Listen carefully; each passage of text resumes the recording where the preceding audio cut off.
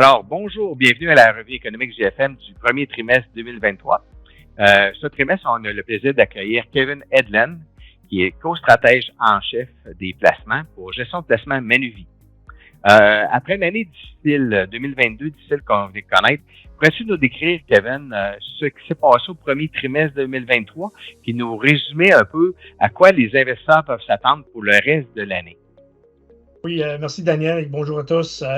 C'est exactement ce qui est arrivé en 2002. C'est très difficile. En fait, c'est une année record au niveau de les pertes, plus de 10% sur l'S&P 500 et l'indice de trésorerie gouvernementale à 10 ans aux États-Unis. Alors, c'est une année record, malheureusement négatif. Au premier trimestre, on a vu vraiment un revirement à la hausse. En fait, les marchés ont fini le premier trimestre à la hausse. Le S&P 500 a gagné environ 7%, le TSX à peu près 3%. Alors, c'était positif. Puis, je pense qu'il y avait beaucoup d'investisseurs, beaucoup de spécialistes du marché, peut-être qui commencent à déclarer la victoire contre les hausses de taux, puis déclarer une victoire contre la récession, puis tout va bien maintenant. Puis je pense que d'ici la fin d'année, je pense que le marché d'actions surtout, j'aime pas utiliser le mot volatile parce que l'idée de volatilité a l'air qu'il y avait des grands mouvements quotidiens du marché. Puis je pense pas qu'on verrait vraiment des grands mouvements parce que je pense que la plupart des points ou de pression négative est derrière nous. Mais toutefois, on n'est pas sorti du champ. Alors, je pense que cette année, ou peut-être les prochains trimestres, sera peut-être une tendance en dents de scie. Alors, pas beaucoup de tendances à la hausse, à la baisse, mais plutôt des mouvements plus souvent. Mais d'ici fin d'année, je pense que la tendance toujours sur les actions serait à la hausse. Je pense que c'est une opportunité qui existe toujours d'investir de l'argent aujourd'hui. Peut-être demain ou dans un mois, on ne sait pas. Parce que toujours, il y a beaucoup d'inconnus. Mais je pense que d'ici la fin d'année, même en 2024, il y a plus de points positifs. Surtout, on arrive au sommet de la hausse des taux des banques centrales, surtout la Réserve fédérale aux États-Unis ou la Banque du Canada. Alors, c'est une bonne nouvelle parce que l'année dernière, quand il y a eu des hausses de taux et l'inflation était élevée, c'était un impact négatif. Quand on arrive à un sommet, c'est pas que les banques centrales coupent les taux, mais juste qu'ils arrêtent d'augmenter les taux, c'est une pression un peu positive. Il y a au moins des connus sur la politique de ces banques centrales-là. Aussi, on voit que l'inflation est en train de baisser. C'est pas 2%, c'est pas arrivé aux cibles des banques centrales, mais au moins la tendance est dans la bonne direction. Puis c'est encore une bonne nouvelle. Alors, quand on voit l'équilibre des risques, on voit peut-être des équilibres sont dans une bonne direction maintenant au lieu de négatif. Alors, d'après nous, les actions, c'est pas le temps d'éviter les investissements, mais comprendre de peut-être réduire nos attentes. C'est pas l'année qu'on peut prendre un niveau de risque élevé. Puis l'autre portion, c'est important, je pense, c'est de regarder tes revenus fixes. Parce que l'année dernière, on regarde nos états de compte, puis nos fonds de revenus fixes sont un rendement négatif. Puis c'est rare, ça. C'est difficile à comprendre parce qu'on pense que les revenus fixes sont sécuritaires. Sécuritaires, exactement, merci. Mais c'est d'arriver des fois parce que quand les taux augmentent, les prix des obligations baissent. C'est normal, c'est mathématique. Cette année, on pense qu'en fait, il y a un risque que les taux baissent. Même si la Banque du Canada ou la Réserve fédérale ne coupe pas les taux, le marché commence à prendre en compte que les taux vont baisser. Alors encore, c'est un impact positif parce que les prix vont augmenter si les taux baissent. Deuxièmement, quand on achète des obligations aujourd'hui, le revenu qu'on reçoit est bien plus haut qu'il était l'année dernière, même en 2021.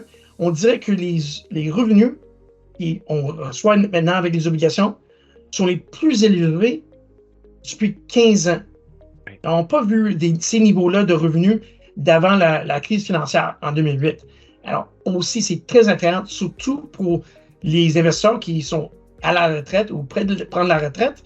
Maintenant, la portion de revenus qui existe dans leur portefeuille sont bien plus élevées, sont bien plus payantes. Puis c'est une opportunité très intéressante pour les investisseurs maintenant, d'après nous, pour les prochaines 1 an, 2 ans, 3 ans, je dirais. Définitivement, ce que je comprends, c'est que les taux d'intérêt, s'ils sont stables ou même à la limite, ce que j'entends, c'est qu'ils pourraient même descendre. C'est une très bonne nouvelle pour les gens qui détiennent des obligations dans leur portefeuille des revenus fixes. Pas seulement les obligations, mais les revenus fixes, les actions aussi. Oui. Alors, on a fait des calculs sur une base moyenne de le rendement sur les prochains 12 mois après une pause de la Réserve fédérale. Puis on voit 3 classes d'actifs fait des performances très, très fortes. En effet, l'S&P 500, alors les actions. Deuxièmement, les obligations de première qualité, alors les obligations coopératives. Puis troisièmement, les obligations du gouvernement les obligations de trésorerie du gouvernement américain. Alors, c'est pas toutes les obligations, c'est pas acheter tout, c'est de cibler où on veut investir, mais il y a beaucoup d'opportunités qui existent aujourd'hui, puis je pense on ne devrait pas être craintif selon ce qui est arrivé l'année dernière. On doit toujours regarder à l'avance pour voir soit les risques qui existent ou même les opportunités.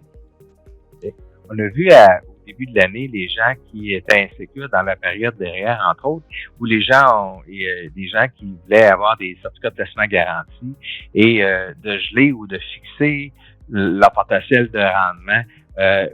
Penses-tu que dans la période qu'on est, c'est une bonne stratégie d'investissement?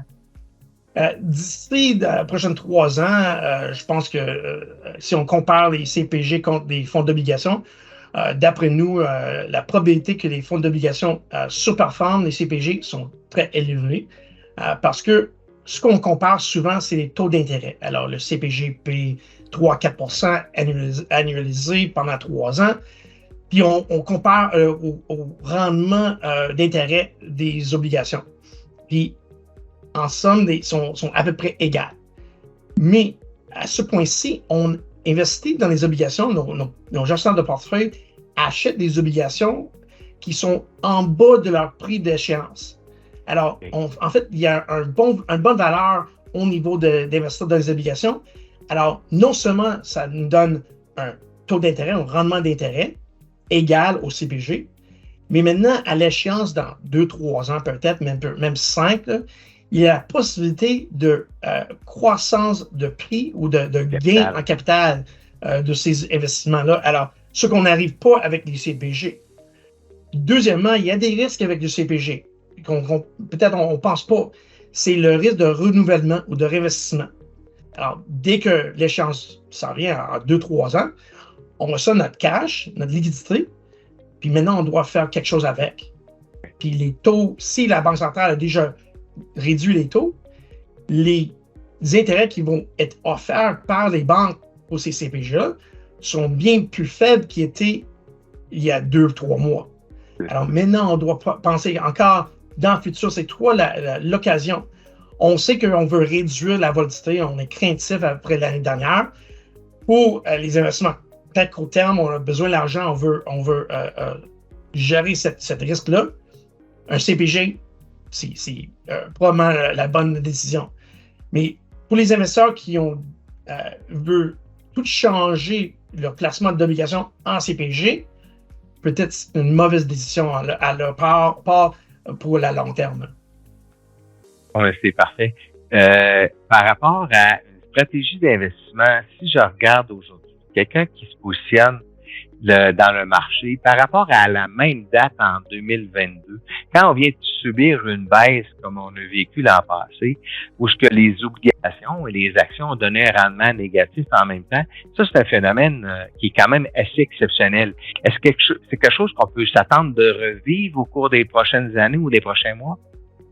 C'est toujours difficile à dire, on n'a pas de boule à cristal, mais quand on regarde encore où on pense que sont les risques, puis si on pense que l'inflation est une tendance baissière, si on pense que le risque de hausse de taux est plutôt derrière nous, ou la plupart des hausses de taux sont derrière nous, C'est ça les risques négatifs au niveau surtout des obligations.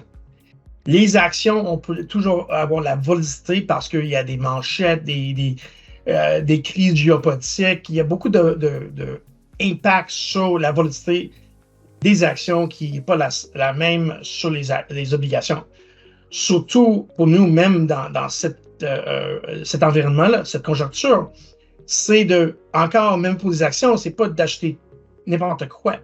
C'est d'être très ciblé, de privilégier les compagnies de qualité qui peuvent surperformer pendant tout environnement, soit qui sont pas liés à un risque géopolitique, qui sont moins liés à les politiques gouvernementales, sont juste des bonnes compagnies qui ont une flux monétaire qui est consistante, c'est peut-être ennuyant d'investir dans ces types de compagnies-là.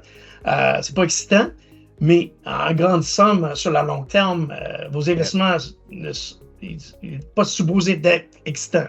Ça devrait être très ennuyant, on dirait.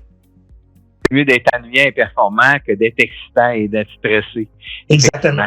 Hey, écoute, Kevin, je te remercie infiniment pour ces belles explications. On est bien contents. On va juste souhaiter qu'effectivement, que ce que je retiens de ce que tu as dit, c'est que je pense qu'on peut s'attendre à avoir à la fois de la volatilité, mais au cours des marchés, des petites périodes de volatilité, pas des longues tendances, c'est ce que j'ai compris, mais aussi d'avoir une expectative d'avoir une bonne année pour 2023 à la fin, que les gens, quand ils vont recevoir le relevé, il y a des bonnes chances que le relevé, il y ait un sourire qui accompagne le relevé, contrairement à l'année passée à pareille date. C'est bien ça, puis je pense aussi, on parle de ça, on dirait que être pas trop ciblé sur la date le 31 décembre 2023. Je pense d'ici la tendance, je pense que ça s'améliore, la conjoncture s'améliore, puis c'est ça qui est important sur nos investissements.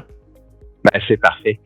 Un gros merci. Fait que on va avoir l'occasion de se revoir. Fait que c'était notre revue économique pour le premier trimestre 2023. On va se revoir pour le deuxième trimestre. On vous invite à suivre ça et de partager cette vidéo-là. Un gros merci, Kevin. À bientôt. Merci beaucoup.